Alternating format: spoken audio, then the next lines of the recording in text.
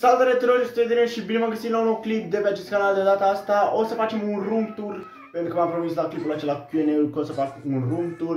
Dar înainte să începem, nu uitați să apăsați voi pe butonul de like, să dați un subscribe, să activați notificările pentru a înțelege de fiecare dată când postez. Dați un follow pe Instagram, aveți link chiar acolo jos în descriere, unde chiar v-aș ruga să dați un follow. Și mai doi, lăsați întrebări de Q&A în secțiunea de comentarii, pentru că acum vreau să încerc să fac un Q&A la lună. Știți că am făcut în martie, acum vreau să facem și în aprilie și după aia o să mai facem prin mai, iunie și tot așa. Dar noi hai să ne mai lungim și să trecem la treabă. Bun, bă, fraților, o să începem să o luăm roată pur și simplu.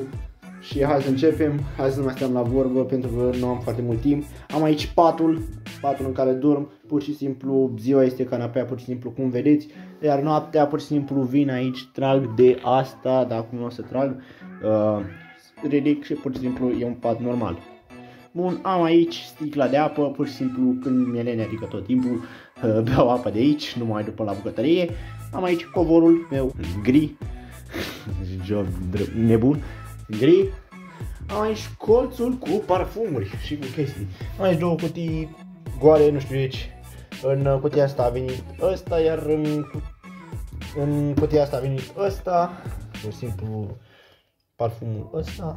Bun, am această cremă de mâini dată de mama pe care am folosit-o o singură dată. Am acest fir de la, cum zice, la cablu, pur și simplu de televizor. Am telecomanda aici, telecomanda de la televizor, de acolo, o să vă prindeți imediat și televizorul. Am aici perdeaua, pur și simplu, alături de geam, normal, acolo vedeți o scară cu gardul meu frumos. Iar aici este un mini cactus, dați un like pentru acest mini cactus. Bun, aici am soba, sursa de încălzire pentru iarnă, acum nu mai este folosibilă pentru că pot să dorm și fără. Da, nu mai folosesc, cred că duminică am folosit ultima dată pentru că n-a plouat și a fost foarte frig, cred că au fost undeva la minus 2 grade noaptea. Așa că da, bun. Iar cum să vă arăt ce vă interesează pe voi, adică ușa, nu glumesc. O să trecem la partea cu biroul și cu cea noptieră, o să vă prezint și ce în acea noptieră. O să începem cu scaunul, un scaun de la Sirius. Sincer, scaunul ăsta mi-a dat bătăi de cap să-l iau acasă pentru că l-am luat din Flanco Buzău. Și faza în felul următor, eu pur și simplu a trebuit să îl aduc pentru că mă așteptam pur și simplu cumpăr și o să mi-l dea într-o cutie, să-l montez eu acasă. Nu, măi frate, ia-l bă de aici pentru că era ultimul de pe stoc și trebuia să-l car, era efectiv scaun expus. Trebuia să-l car până acasă. Da. Bun, sincer îmi place, este destul de confortabil, sincer, un scaun destul de drăguț și îmi place că se ridică mânerele. Singura chestie ce nu-mi place este că e din piele întoarsă și pur și simplu vara efectiv transpir în el, dar n-am ce să-i fac, pur și simplu cam asta l-am găsit, a fost undeva la 4 ani jumate. Bun. Aici am pur și simplu această pungă cu chestii pentru desen, mi-a trebuit în clasa nouă, acum nu mai trebuie de le dracu. Aici am mai multe chestii așa vechi, pur și simplu doar de amintire. Am aici, bine, sau vechi sau foarte utilizabile cândva. Am acest mousepad în caz că se strică acesta pe care l-am la calculator, dar nu știu cum s-ar putea strica, doar să rupă sau ceva. Am această tastatură care merge prin Bluetooth, doar că îi trebuie baterii. Am acest dusă de la Telecom, pur și simplu la cartela mea. Am vechea tastatură care săraca am mâncat pumni la CS la Fortnite. Am acest cartonaș cu Star Wars, nu știu ce l-am, dar l-am.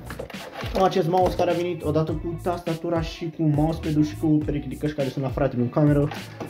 Le folosește fratele meu. Iar acolo am o centură pentru sală. Dacă vedeți acolo un fel de albastru, da, acolo e centura mea pentru sală. Bun, aici am cărți pentru școală care trebuie să le citesc sau le-am citit. Apoi am aici husa de la telefon pentru că în momentul de față filmez cu telefonul, dar nu am cum să țin și husa pentru că deja sunt probleme cu 3 pe care îl filmez, deja e puțin rupt. Am aici cartea de note care, bă, e mâncat de câini, pur și simplu zici că e mâncat de câini. Aici acum moca mea de copil.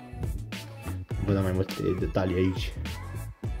Aici moca mea de câini, bun, de mâncat de câini, bun, un copil. Bun, am aici niște cărți Animatera, nu știu de ce le-am păstrat, dar le-am păstrat, pur și simplu. Nu știu când o le folosesc, poate pot să crească în timp, o să fie rare și le vând. Cred că am aproape toată colecția, dacă nu mă înșel. Am aici portofelul meu, dacă vreți să-mi dați japcă, dar nu prea aveți ce să dați japcă, îl aveți aici, dacă reușiți să-mi găsiți așa. Am aici o măscuță, da, pur și simplu o măscuță. Am aici un ceas. Cred că am mai purtat în clipuri, dar foarte rar. Am aici o pereche de ochelari de soare, pur și simplu aici să fie, și aici un telefon care nu prea merge. Dați să pun astea. Bun, apoi aici jos am ghiodanul meu de școală, pur și simplu. Pe ăsta l-am la școală, cred că toți prietenii știu ghiodanul ăsta, ghiodanul ăsta l-am de, cred, clasa 4-a, 5, nu mai știu exact. Am aici un dosarel de plastic pe care l-am folosit la mână, pur și simplu. Am aici cărțile de școală, pur și simplu caiete, cărți de școală, iar aici cărți pe care sunt caiete care sunt terminate, pur și simplu. Iar aici în noptiera asta mai sunt o pereche, niște cărți, caiete terminate și o pereche șosete. Iar aici jos pur și simplu nu-i nimic. Noptiera asta e mai veche, a avut și mânere, a fost și întreagă, numai că eu retardat le-am rupt. Da. Bun. Și acum hai să începem cu partea de setup. Avem aici tastatura, o tastatură de la Marvel destul de ok, sincer, chiar îmi place. Se mișcă genial, e un CM409, o tastatură destul de bună, sincer, atât pe movement, pe gameplay-uri, cât și pentru editat. Am aici mousepad-ul tot care vine în același set cu tastatura și cu mouse-ul care vi l-am arătat mai devreme. Am aici un mouse de la Genesis care, sincer, îl prefer mai mult decât acel mouse pentru că se mișcă de 1000 de ori mai bine. Am aceste cărți pe care le-am, cred că în ianuarie și deja s-au jupuit. Nu știu cum am reușit. Am această lampă pe care se crește, care a fost 14 lei. Cred că de vreo un an și un pic. E destul de bună. M-am orbit. Bun. Și în partea asta am așa. Am un multi-USB pentru diverse chestii. Am aici firul de la mouse, firul de la tastatură. Am asta de net, firul din încărcător. Acolo am întrerupătorul și priză, unde am lampa și asta cum îi zice, încărcătorul de la laptop. Iar aici am televizorul, pur și simplu, de când m-am mutat în camera asta, l-am deschis vreo 4-5 ori, sincer, nu prea deschid, foarte rar deschid. Am aici altă priză, vă dau, m-am mai zis odată. Am o icoană acolo sus, alături de această, nu știu cum îi zice, de când am absorbit 8 clase, pur și simplu am avut-o sus la toca aia pentru așa. Iar aici am laptopul, pe laptopul ăsta editez, scriu scenarii, cam aici se petrece acțiunea propriu zisă după ce termin de filmat.